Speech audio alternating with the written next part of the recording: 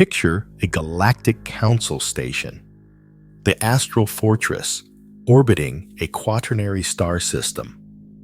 Its nebular veil swirling with ruby, emerald, sapphire, and molten gold like a cosmic furnace caught mid-blaze. The quaternary, Concord's stellar conclave, is a dazzling array of 2,000 species, Luminoth pulsating with haughty brilliance, Zenari weaving plasma hymns, Cryon crackling with sterile logic, Valthor shimmering with ruthless ambition, Draconii radiating primal dominance, Thalen glowing with fragile empathy, Aquari spinning serenity, Vinther crafting illusions that warp reality, Nexari whispering forbidden truths, and Zorath humming chaotic ingenuity. They all scoff at the Terran Alliance, ranked a measly 730 on the Concord's threat index, for seeding the Nova Veil system, diffusing a Cryon trade war at the Logic Spire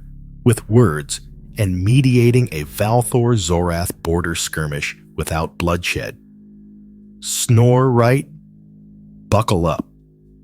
Because humanity's about to drop a galactic bombshell that'll shake the stars. I'm Silvera Thal, High Chronicler of the Quaternary Concord, my biomechanical form flickering like a dying pulsar as I stand before the celestial codex's recording prisms.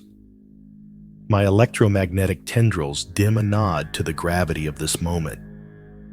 The codex hums its light, fracturing across the chamber's opalescent walls like a shattered nebula. I speak freely, knowing this might be my last act as chronicler.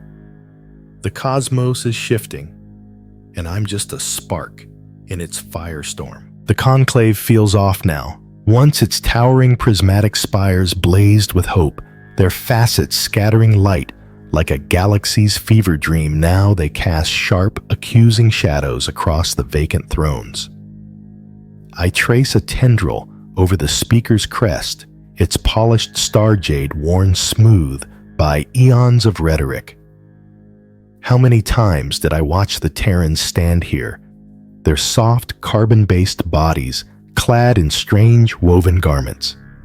They grinned through every slight, nodded through every jab. We called them docile. Let's be real. We called them driftlings, cute critters who somehow tripped into warp tech. A low rumble shakes the fortress, the quaternary star's gravitic shields trembling. The defensive arrays will hold for now. My voice cuts through the codex. I remember. Envoy. Lyra, Cade standing at this crest 15 cycles ago, warning us about poking the beast. She dropped Terran zingers, the spark that lights the void, the quiet before the cataclysm. We snickered behind our glowing auras, too slick to cackle at our driftlings outright. Another tremor closer. The prisms flicker but endure. The Terrans had a saying about assumptions being the root of all disasters. They tried to tell us, but we figured their chill was endless. We thought their tech was as basic as their polite bows. We thought their strength was as flimsy as their unarmored skin. I lock my 5 optic nodes on the central prism, my voice rising. To any species digging through this codex, listen up. The Terrans weren't docile because they were weak. They were tame because they were badass enough to play nice. They grinned through our shade because they knew exactly what they could unleash. The chamber's emergency lumens blaze crimson, painting my biomechanical form in a doomsday glow. When Terran younglings were abducted aboard the Starborn Hope, that legendary chill snapped like a collapsing star.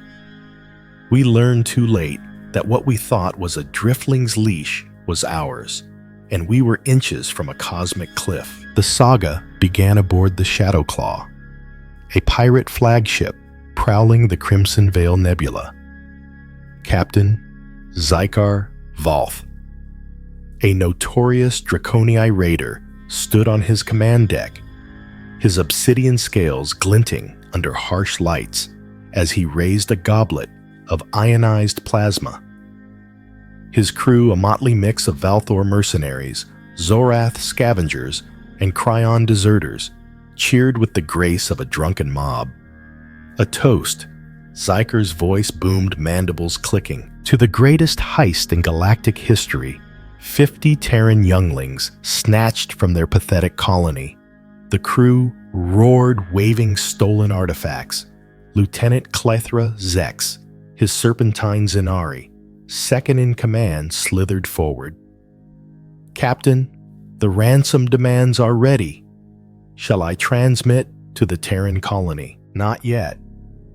Zyker sneered, his third eye gleaming with amusement. "Let them stew another cycle. These humans are so predictable, clinging to their emotional bonds. They'll pay anything." On the bridge's hollow screens, the captured children sat in holding cells, some quiet, some crying, others sleeping. Zyker's gaze lingered smug. "Look at them, Clethra, so helpless. Tales of human ferocity, pure propaganda. They're young, can't even fight back." His laugh was a grating rasp, like metal on stone. A young Zorath officer, fresh from the Rim Raiders Academy, dared to speak. "But Captain, I've heard of the human military Sa." Zyker's tail whipped around, nearly striking him. "Ghost stories spun by failed pirates. Humans are soft, their tech. Primitive. Their Earth Defense Force is probably still figuring out which end of their ships points forward." The crew laughed nervously, some exchanging uneasy glances. Zyker's confidence was legendary, but so was his habit of underestimating foes. Besides, he continued sipping his plasma. "We're hidden in the Crimson Veil. Our base is undetectable. Our shields impenetrable. By the time they find us, we'll own half the galaxy." A faint alarm chirped from the security station. The operator silenced it quickly. "What was that?" Clethra hissed, scales bristling. "Nothing, ma'am," the operator replied. "Anomalous readings from cell block. See, probably nebula interference." Zyker waved a claw. "See? Even the cosmos celebrates our triumph. Prepare Phase 2. Tomorrow we show the humans their place." Unbeknownst to the reveling pirates in cell block C, 12-year-old Sarah Vorn was prying open a hidden compartment in her boot, retrieving a quantum beacon.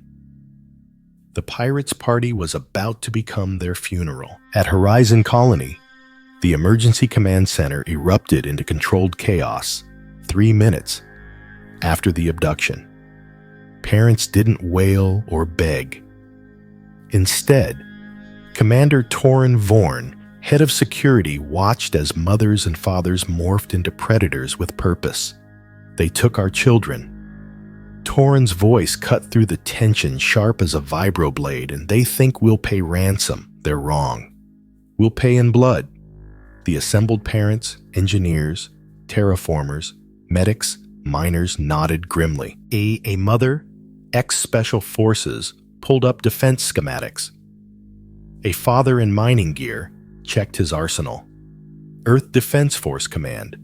This is Horizon Colony. Code Black. 50 children taken. Request immediate response." Torin, broadcast through quantum channels. The reply was instant. Klaxons blared across human space from orbital stations to Martian bases.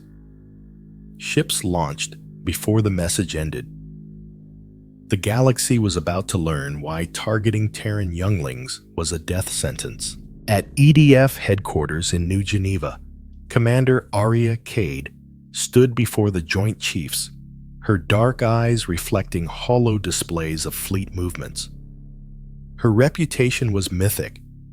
the woman who crushed the Orion Corsairs, the Shadow who dismantled the Nebula Cartel. The Crimson Veil, she pointed to a swirling red nebula on the tactical display. Intel suggests the pirates are based there. They think the radiation hides them. They're right against normal scans. She tapped her console, revealing quantum data streams.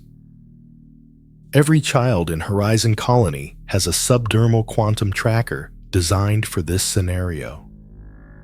We've been preparing for decades. The chiefs exchanged knowing looks.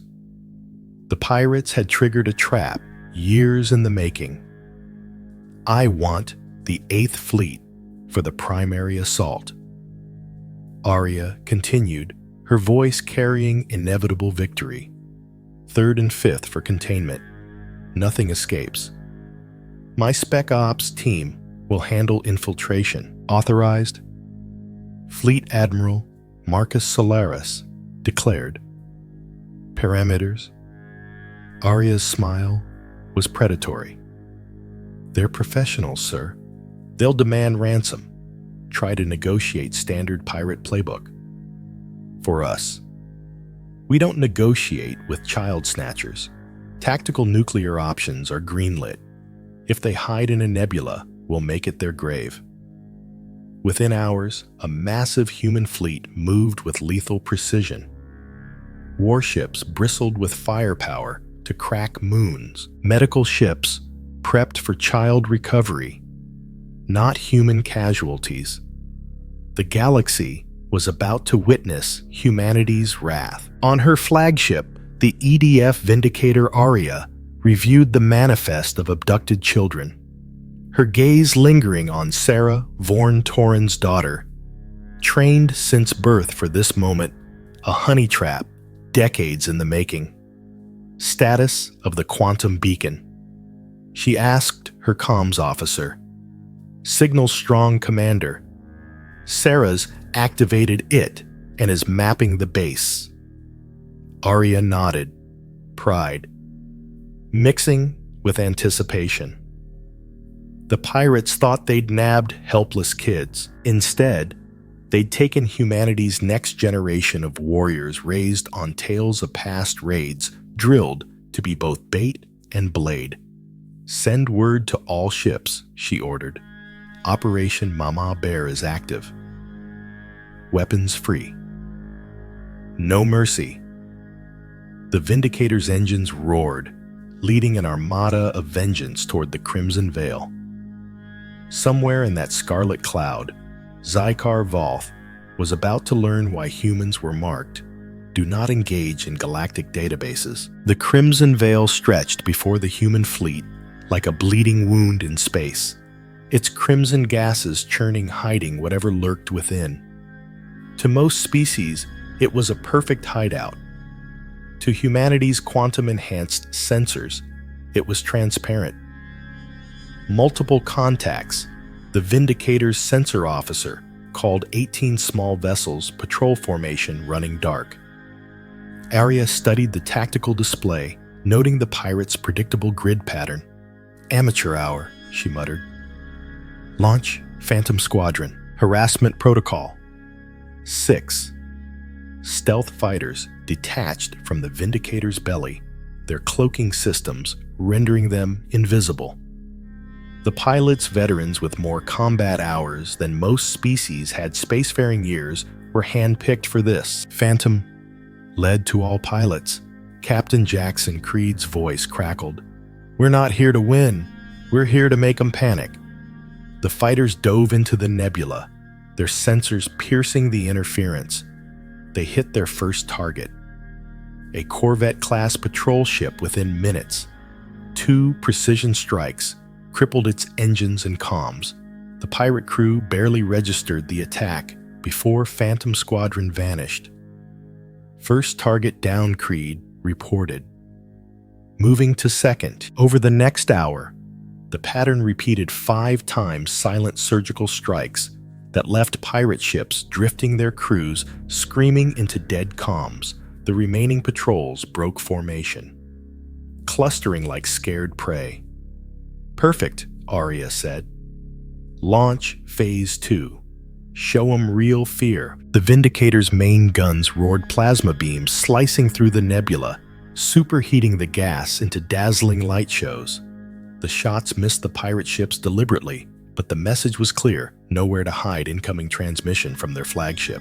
The comms officer announced, "Put it through, Zikar." Valth's agitated face appeared, his scales dull, third eye twitching. "This is restricted space. You're violating Arya." Cut him off. Her voice colder than a void. "You have something that belongs to us." A plasma beam obliterated a patrol ship, painting the nebula orange and blue. "The children are unharmed," Zikar stammered.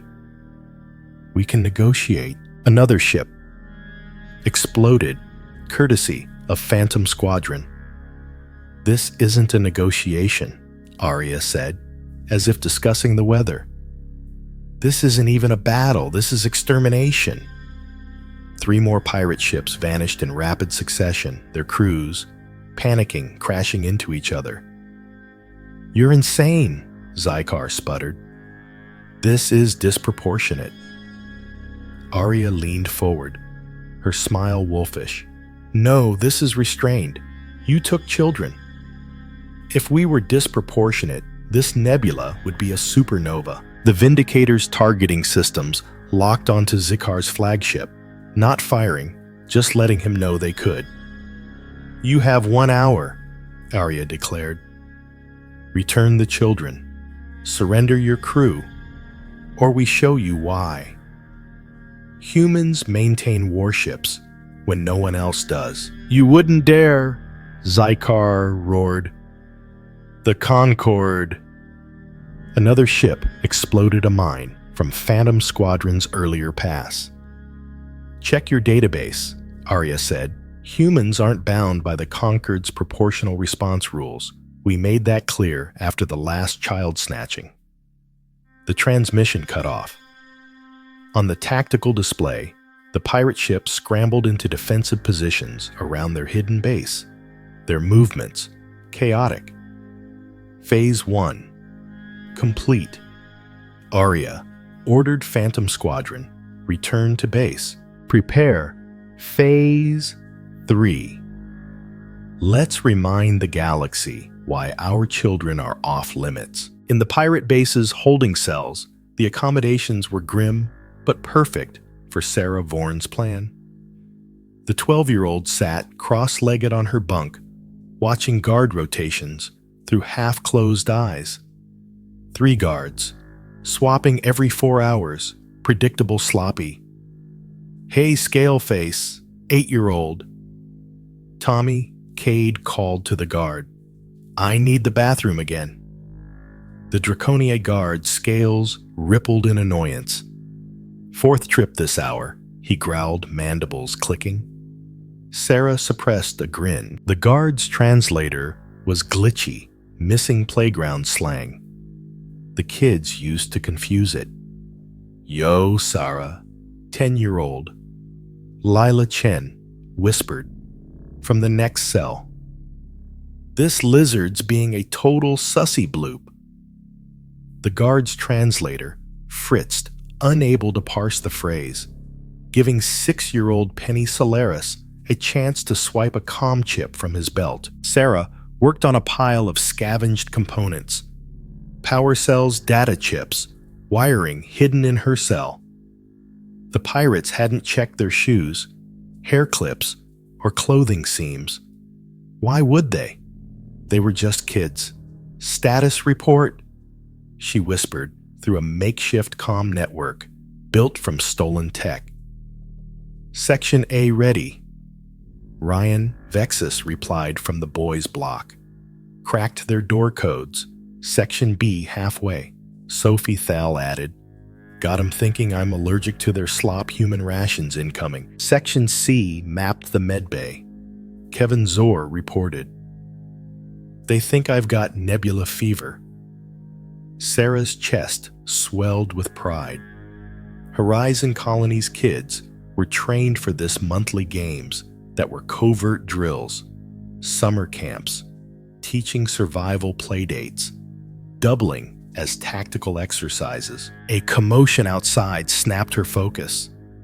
Clithra, Zex was berating the guards, her serpentine body coiled. "The humans are coming.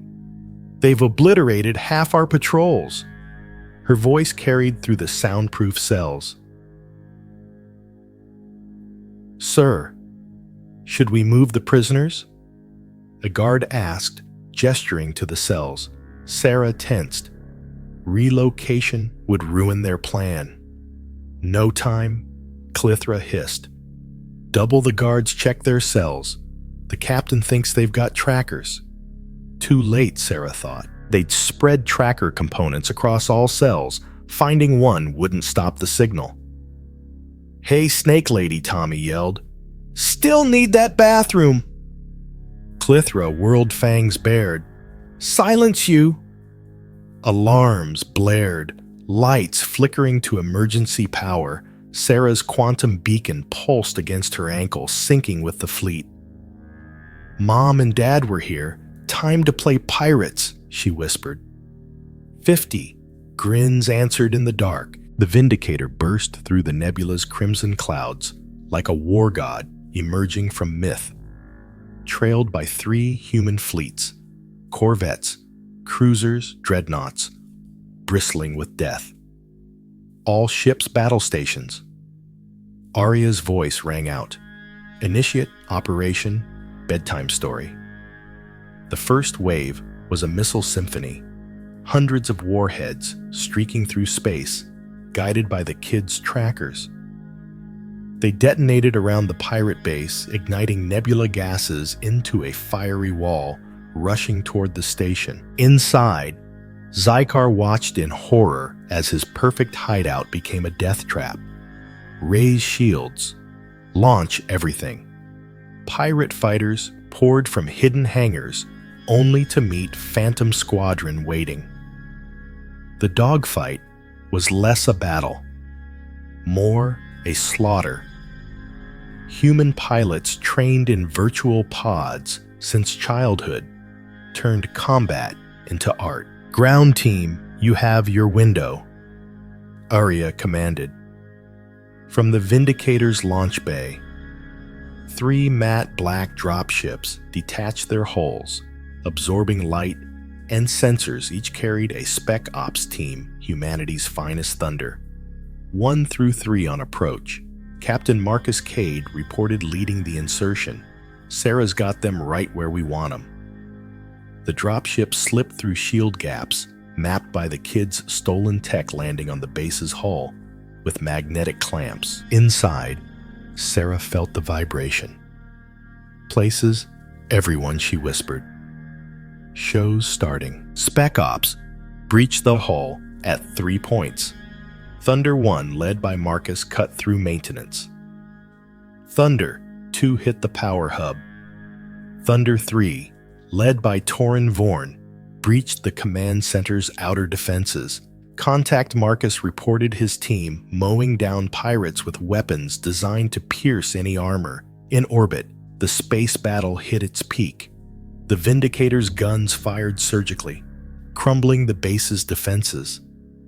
"Sir," a pirate officer screamed at Zykar.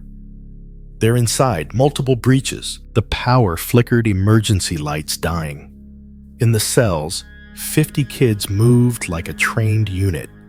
Locks were picked guards. Disarmed weapons malfunctioned, courtesy of the kids' sabotage. "This is Thunder 1. Torin's voice crackled over the base's hijacked comms, approaching cell block. A Sarah status. His daughter's voice was professional. Cell block. A secured. Dad Tommy's team has the security station. Lila's group holds the armory. Penny's kids are safe in the vents. Clear path to the command center. The Spec Ops teams converged, facing sporadic resistance. Most pirates were too busy panicking over kids controlling half their base. "We're outside the command center," Marcus reported. "Ready to breach. On your mark." In orbit. Arya broadcast on all frequencies.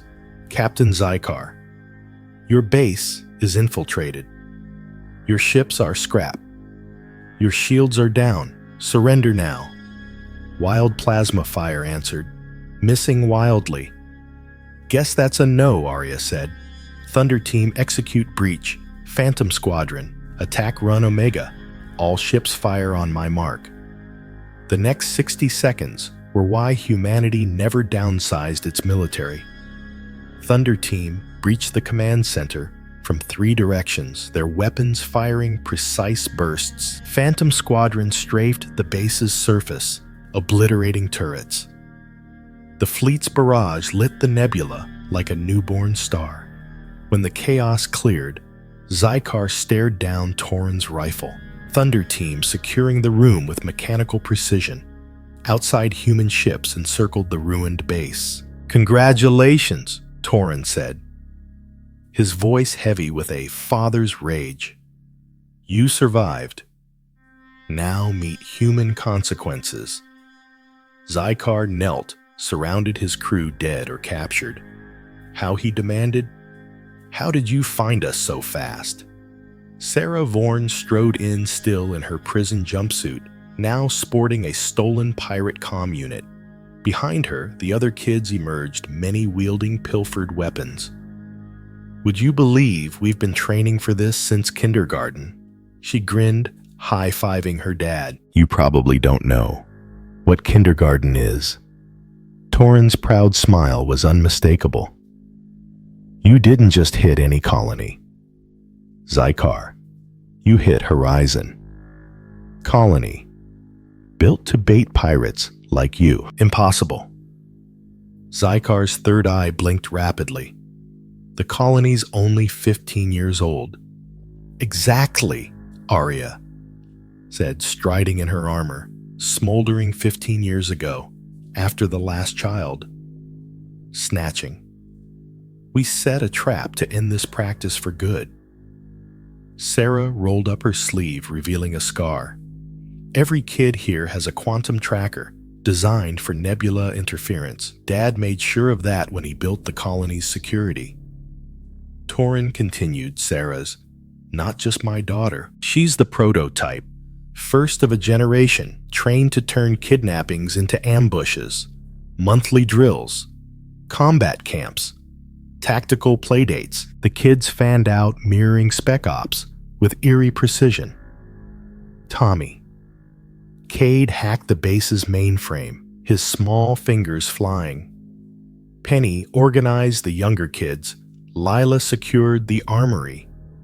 The best part, Sarah added, meeting Zykar's terrified gaze. You picked us because we looked helpless. You never asked why a frontier colony had so many kids. Zykar's scales paled. The whole colony was a trap. Every parent's military or law enforcement. Arya confirmed. Every kid's trained for this. We knew someone would bite, we just waited. But the ransom demands, Zykar whispered. Those were never gonna work. Tommy laughed. Your demands gave us time to dismantle your base. Bathroom breaks mapped your layout. Medical emergencies tested your protocols. Stolen parts built our comm network. A holo display flared, showing the kids' handiwork. Every system compromised, every security measure countered. Consider this a lesson, Arya said. Human kids aren't targets. They're our future defenders. You just gave them their final exam. Sarah stepped forward. By the way, we all aced it. Thanks for the practice. Arya circled Zykar like a predator. Others like you think kids are easy targets, he sneered, mandibles clicking. This won't stop them. Arya's expression was stone. That's what we wanted you to think until now. She nodded to Sarah, who activated the base's long-range quantum broadcaster. The signal reached every corner of known space. This is Commander Arya, Cade Earth Defense Force. to all: pirates, slavers, and kidnappers. You've just seen the largest pirate fleet in the Andromeda Arm obliterated. Their mistake. They thought human children were easy targets. The kid stood tall behind her. Tommy still typing. Penny organizing Lila, coordinating rescues. Every human colony is a trap. Every child is a trained defender. Every kidnapping will end like this. This is your only warning. Zeker lunged, a hidden blade flashing. Sarah swept his legs, and Tommy zapped him with a stolen stun baton. The pirate captain crumpled, floored by kids, not yet teens. Really? Sarah sighed. That was just sad. Medical teams swarmed, checking the kids despite their protests. Parents arrived on fast transports, many, like Torin, already there as assault team members. Mission accomplished, Arya declared, watching Zikar be led away in chains. Let's go home. The kids boarded rescue ships, already asking for their next training exercise. This was way cooler than school. As the footage spread, pirates galaxy-wide updated their target lists, bolding one rule: never target human children. But the story didn't end there. A shadow war was brewing.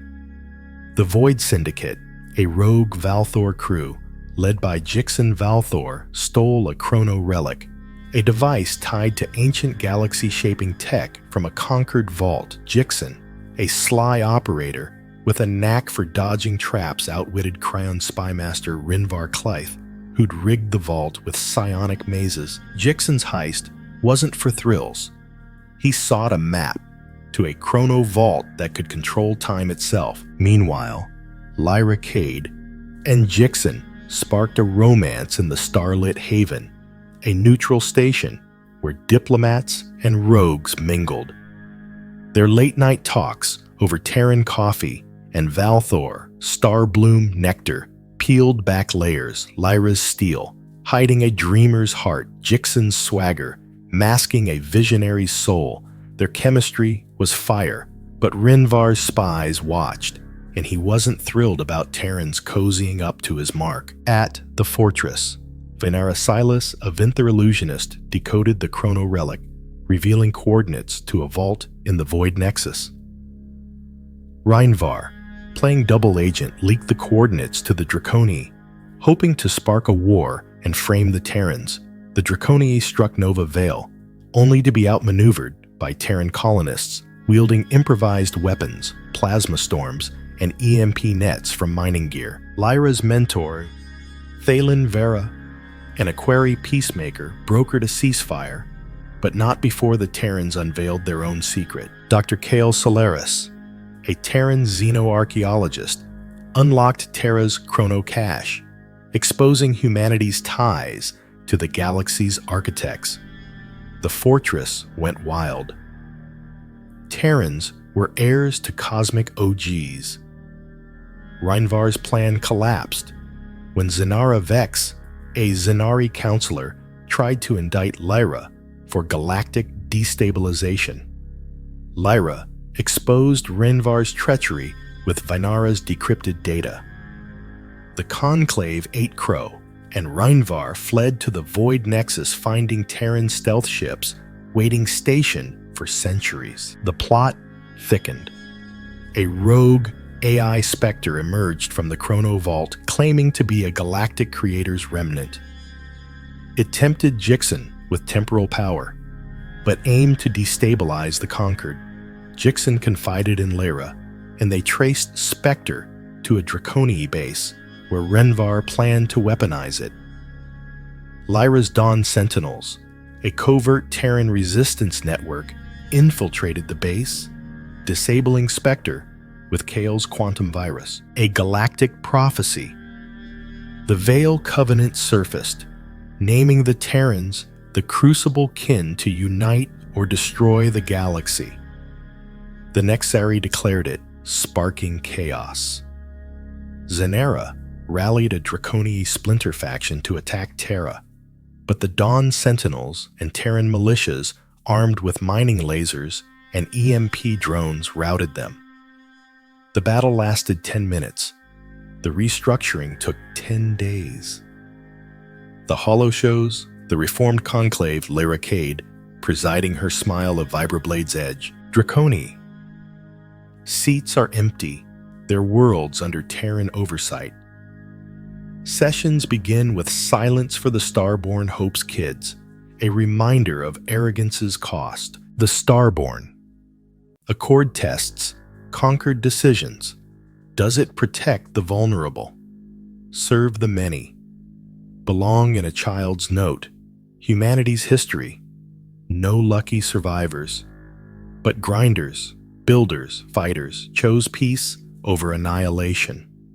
The Dawn Sentinels were revealed, watching the conquered for centuries. The fortress's defenses crumble. Through auric walls I see the Terran fleet, majestic, terrifying, patient. A transmission cuts in. Chronicler, Thal Admiral Quill. 10 minutes to wrap up an evac. We'd hate to delay the fortress's demolition. I chuckle. Even now, they offer chances to future species. I conclude Terran patience isn't weakness. Their restraint isn't surrender. Those who afford kindness prove they afford wrath. Their forgiveness seems boundless, but their memory's eternal. Thank you, Terrans, for teaching us wisdom before fear. I stride to the evac zone. Quill's countdown echoing. Some say, as the fortress fell, they heard kids singing of stars. I know it was humanity's crucible, dropping one last mic. The conquered endures, transformed. The starborn accord binds the galaxy. Terrans as equals. Jixen and Lyra's romance lights the starlit haven. Vinera's decoding fuels chrono discoveries. Rinvar plots in the void nexus, but the Dawn Sentinels hunt him. Spectres silent, but the Veil Covenant looms Nexari watching Terra. The galaxy hums with hope, accountability, and fear of the crucible of cosmos. Earth. Torin Vorn's words echo. Stand with us, or step aside. The stars don't wait. The quaternary stars as dim, but humanity's inferno burns eternal. Yo. If. Lyra, Torin, and humanity's cosmic smackdown got you hyped. Smash that subscribe button like a Terran quantum torpedo. Drop a comment. Did the crucible of cosmos steal your soul? Or you, craving more galactic chaos like share and keep the stars blazing?